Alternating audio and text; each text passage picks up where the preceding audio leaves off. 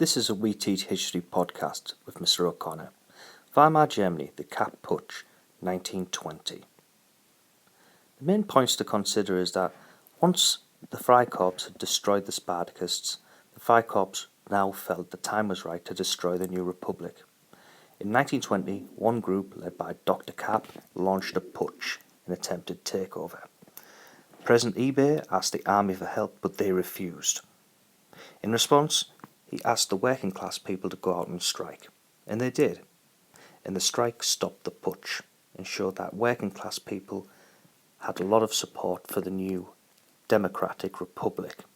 So what on the face of it seemed like an utter disaster at the beginning of the takeover, in the end actually played into the hands of the Weimar politicians and showed that people did support them. So who was Dr. Kapp? Well, Dr. Kapp was a conservative civil servant, and he wanted the Kaiser to come back to Germany and rule. And he wanted things restored back to how they were before World War I.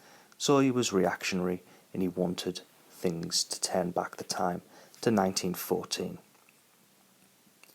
The world he wanted then was an authoritarian, non-democratic government, ran by the elites and run by the Kaiser. So that's what he wanted. So the Freikorps.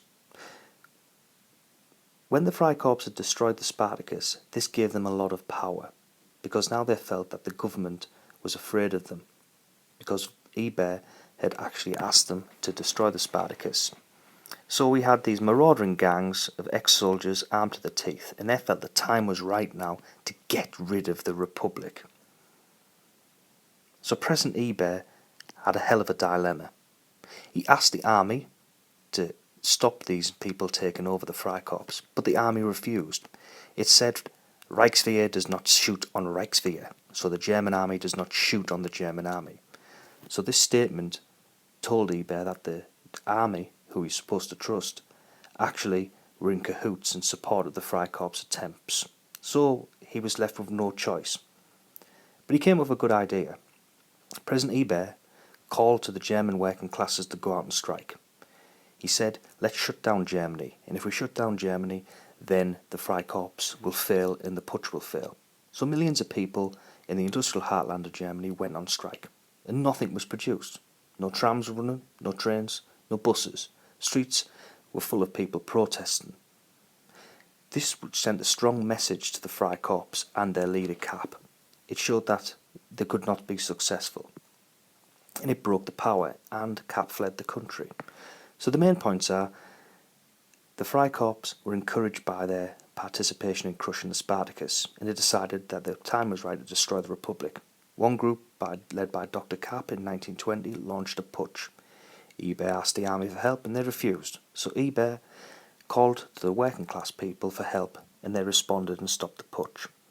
This showed that working class people supported the new democratic Weimar Republic. So what started off as a disaster for eBay and the Weimar politicians ended in a success, because it showed it had grassroots support from millions of working class people. So this was actually a beneficial event for the Weimar government, and the way eBay handled it showed that he was presidential and that he was an astute politician.